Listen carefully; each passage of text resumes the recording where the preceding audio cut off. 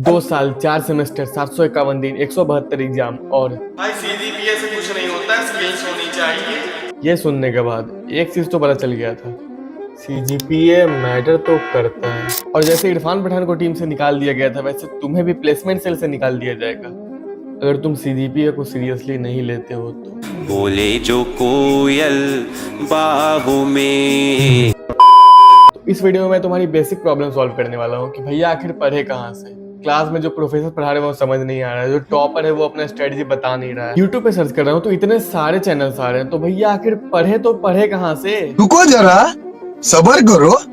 मैं हूँ यहाँ पे। ये जो 2 साल 4 सेमेस्टर 751 दिन और 172 एग्जाम देने के बाद का जो एक्सपीरियंस है वो मैं तुम्हें बताने वाला हूँ। और अगर इस वीडियो को तुम लोग पूरा देख लिए तो तुम्हें किसी भी और वीडियो की जरूरत नहीं पड़ने वाली। अच्छा, बहुत सारे स्टूडेंट मेरे से इंस्टाग्राम पर आ रहे हैं, व्हाट्सएप पे आ रहे हैं कि भैया फिजिक्स के लिए बता दो चैनल, पाइथन के लिए बता दो, वेब डेवलपमेंट कहाँ से करूँ। तो मैं इस वीडियो में हर सब्जेक्ट के लिए अलग अलग यूट्यूब चैनल बताने वाला हूँ। अब एक चैनल पे तो सारा कुछ स्पेशलाइजेशन पॉसिबल है नहीं। फिजिक्स के लिए तुम्हें अलग मिलेगा, केमिस्ट्री के लिए अलग मिलेगा, कोडिंग के लिए अलग मिलेगा। तो देखो, अभी तक तुम लोग क्लास 12 में थे या फिर जेई का प्रिपरेशन कर रहे थे, तो क्लास 12 और जेई का जो यूट्यूब चैनल था, अनअकैडमी हो गया, फिजिक्स वाला हो गया, या फिर बोर्ड के भी जो भी टीचर्स थे वो बिल्कुल अलग थे। और यहाँ जो कॉलेज लाइफ में स्टार्ट होने वाला वो बिल्कुल अलग होने वाला। अगर मैथ की बात करें तो इसकी आत्मा तुम्हें हमेशा सताते रहेगी। अब तुम कहीं भी चले जाओ सताएगी जरूर, क्योंकि अगर तुम लोग सोच रहे होगे कि 12th खत्म हो गया तो ये जो कैलकुलस था, इंटीग्रेशन, डिफरेंशिएशन, उन सबसे छुटकारा मिल गया होगा, तो ब्रो तुम इंजीनियरिंग में आ चुके हो। इंजीनियरिंग में मैथ तुम्हारा पीछा नहीं छोड़ने वाला है। इंटीग्रेशन, डिफरेंशिएशन, कैलकुलस सब कुछ तुम्हें पढ़ना पड़ेगा फिर से। तोबा तोबा तोबा, थारा मूड खराब कर दिया। लेकिन कोई रॉकेट साइंस है नहीं, पास हो जाओगे। लेकिन यहाँ सिर्फ पास करने के लिए नहीं, तुम्हें सीजीपीए इंक्रीज करने के लिए पढ़ना है। जैसे 12th में जैसे तुम्हारे कुछ बोर्ड्स के टीचर थे या फिर सचिन सर थे, वैसे ही अकेडमी में कुछ टीचर थे, वो लोग तुम्हारे भगवान थे मैथ के लिए। तो यहाँ पे जो भगवान होने वाले हैं उनके नाम में ही भगवान है। जी हाँ, भगवान सिंह विश्वकर्मा। ये जो चैनल है जो आपको दिख रहा हो, भाई लिटरली बहुत ही ज्यादा एक्सपीरियंस टीचर है। लाइक ऐसा लगता है जैसे हम लोग कोविड के पहले की बात है, क्लास 8 9 10 में जब हम लोग ट्यूशन जाया करते थे अपने घर के पास, तो वहाँ पे जैसा इन्वायरमेंट रहता था, वहाँ पे जैसा माहौल रहता था पढ़ाने का कि बिल्कुल बोर्ड पे पढ़ा रहे हैं, एक एक क्वेश्चन को बिल्कुल प्यार से समझाते चल रहे हैं और कुछ क्वेश्चन दे दे रहे हैं कि ये घर से करके लाना, फिर आगे का नेक्स्ट डे ऐसे ही चलते रहता था। तो बिल्कुल वैसा ही फील देगा ये चैनल। मैंने फर्स्ट ईयर का पूरा मैथमेटिक्स इन्हीं से पढ़ा था। जब मैंने फर्स्ट चैप्टर पढ़ा था मैट्रिक्स एंड डिटर्मिनेंट, वो हमारे CA 1 में आया। वो 30 मार्क्स का CA था, जिसमें मेरे को 23 मार्क्स आया था सिर्फ 2 दिन पहले पढ़ने से। 2 दिन पहले ऐसा नहीं है कि खेल खेल में पूरा दिन रात एक करके पढ़ा था, तब 23 नंबर आया था 30 में से। क्योंकि देखो, भगवान सिंह विश्वकर्मा का जो लेक्चर है ये बहुत ही थोड़ा वास्ट है। मतलब एक एक लेक्चर तुम्हारा एक एक घंटा का है, तो टाइम ज्यादा देना पड़ेगा। तो इसी अकॉर्डिंग मैथ को तुम एग्जाम से एक दिन पहले के लिए मत छोड़ना अगर अच्छा नंबर लाना है। अब आ जाते हैं ईसीई की तरफ। तो फर्स्ट ईयर का सिलेबस होता है जिसमें सीएससी कोड हो गया, स्पेशलाइजेशन हो गया, या फिर सिविल, मैकेनिकल, ईसी, सबका सिलेबस सेम है।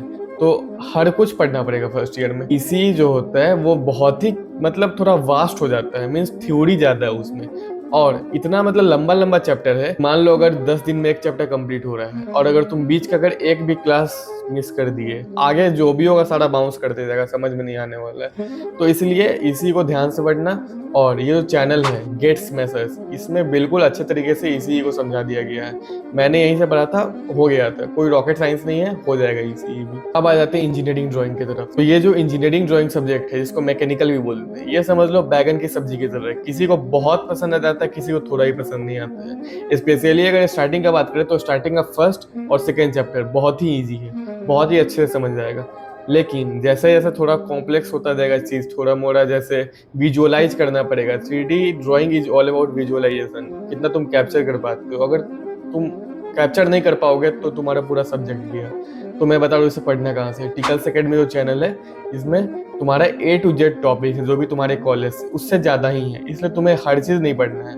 मान लो तुम टॉपिक सर्च कर लेना, जो तुम्हारे PDF प्रोवाइड किया जाएगा, उसमें का तुम टॉपिक देख लेना, और जो प्लेलिस्ट दिया गया है उस प्लेलिस्ट में आकर उस टॉपिक को सर्च करना, सिर्फ उसी टॉपिक से पढ़ना, और उस टॉपिक के जो प्रैक्टिस क्वेश्चन है वो भी करवाए गए वो लगा लेना। उससे ज्यादा नहीं करना है, क्योंकि इस प्लेलिस्ट में तुम्हें बहुत सारी चीज एक्स्ट्रा दिए गए हैं जो तुम्हारे सिलेबस में नहीं है। सारा चीज नहीं पढ़ना है, बस सिलेबस के अकॉर्डिंग टॉपिक सर्च करते जाओ और पढ़ते जाओ, उससे तुम्हारे इंजीनियरिंग ड्राइंग भी हो जाएगा। अब आ जाता है फिजिक्स और केमिस्ट्री। तो देखो 11-12 तक फिजिक्स केमिस्ट्री में इंटरेस्ट होगा, तभी तुम लोग साइंस लिए होगे, तभी तुम लोग इंजीनियरिंग में आए होगे, इसलिए ये तुम लोग के लिए प्रॉब्लम क्रिएट करेगा ही नहीं। ये एक ऐसा सब्जेक्ट है जो कि तुम क्लास में सीरियसली अगर सुन लेते हो कि टीचर क्या पढ़ा रहे हैं, जैसे केमिस्ट्री में भी कुछ खास है नहीं, बस वही है, इन्वायरमेंटल साइंस है, इन्वायरमेंटल केमिस्ट्री है, तो बस नेचर ये सब से ही रिलेटेड है, कुछ खास है नहीं। फिजिक्स में भी बेसिक चीज़ है, ऑप्टिक्स ये सब है, तो लाइट ये सब है, हो जाएगा, कुछ एक्स्ट्रा नहीं है। जो तुम लोग 12 में पढ़ाए उसी का थोड़ा सा अपग्रेडेड वर्जन। इसके लिए जो मैं यूट्यूब चैनल बता रहा हूँ, लास्ट मोमेंट ट्यूशंस, ये जो है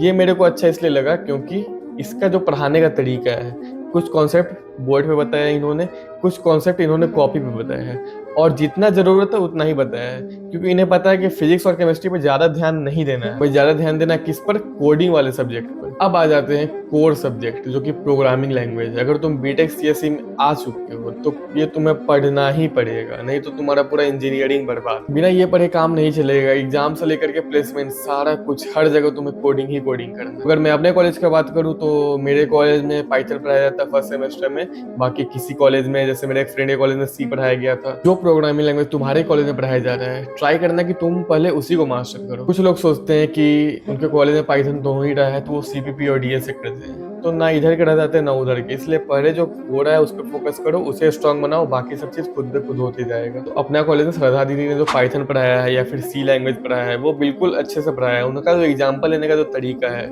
मीन्स किसी को भी समझ में आ जाएगा, इतने अच्छे से वो समझाती है, एक्सप्लेन करती है। कोडिंग बिल्कुल ही थोड़ा न्यू फील्ड है जिसमें तुम शिफ्ट कर रहे हो, तो बहुत कम लोगों को समझ में आता है स्टार्टिंग में, इसलिए मैं बोल रहा हूँ कि जैसे इनका जो समझाने का तरीका है वो बिल्कुल बेसिक से लेकर के एडवांस तक है, क्योंकि इन्होंने सिर्फ क्लास में क्वेश्चन नहीं करवाया, इन्होंने साथ साथ होमवर्क भी दिया है कि कुछ जो बेसिक प्रोग्रामिंग का उन्होंने टास्क दिया है कि ये करके अब ये करके आना, उनका सॉल्यूशन प्रोवाइड किया पीडीएफ में, उससे मैच कर लेना, तो तुम्हारा जो एग्जामिनेशन पॉइंट ऑफ व्यू से जो भी है हो जाएगा इससे। सही जो वेब डेवलपमेंट है, बहुत सारे से मेरे कॉलेज में HTML CSS जावास्क्रिप्ट पाइथन के अलावा ये भी पढ़ाया जाता है, वेब डेवलपमेंट करके एक सब्जेक्ट है, तो ये भी अपना कॉलेज से ही पढ़ना, श्रद्धा दीदी का जो वन शॉट है वो कर लेना, वो हो जाएगा। ये थोड़ा इंटरेस्टिंग भी सब्जेक्ट है वेब डेवलपमेंट, क्योंकि जब तुम प्रोग्राम बनाते जाओगे, खुद का कुछ आएगा कि स्नेहल लिखना है वहाँ पे, फिर कुछ क्लासमेट्स के नाम लिखने हैं, कुछ ग्रुप बनाना है, रोज बनाना है, कॉलम्स बनाना है, तो वो सब आएगा, तो वो सब स्टार्टिंग में थोड़ा इंटरेस्टिंग लगेगा, मजा भी आएगा, तो ये भी अपना कॉलेज से कर देना, हो जाएगा। अब कुछ सब्जेक्ट्स जो कि बिल्कुल ही थ्योरेटिकल है, जैसे मेरे कॉलेज में एक सब्जेक्ट है ओरिएंटेशन टू कंप्यूटिंग, उसमें ये सीन है कि उसमें रैम, रोम, ऑपरेटिंग सिस्टम, ये सब का डेफिनेशन से पढ़ाया जाता है, types of RAM, types of ROM.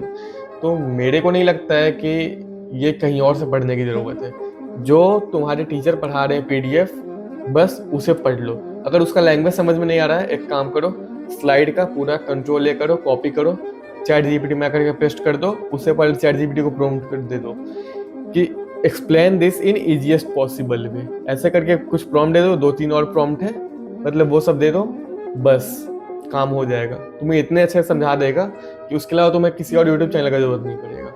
तो ये सब जो हो गया, ये सब को तुम खुद से भी कर सकते। और तुम इंजीनियरिंग में आ चुके तो हर चीज के लिए यूट्यूब पर डिपेंडेंट मत रहो, कुछ चीज़ों का सॉल्यूशन खुद से भी फाइंड करने का ट्राई करो। चैट जीपीटी और इन सब चैनल्स के थ्रू तुम्हारा CGPA हो जाएगा मोर देन इनफ कि तुम अपना प्लेसमेंट में बैठ सको। So this was all about this video, और नेक्स्ट वीडियो तुम्हें किस टॉपिक पे चाहिए तुम जरूर बताना, बाकी मिलते हैं नेक्स्ट वीडियो में।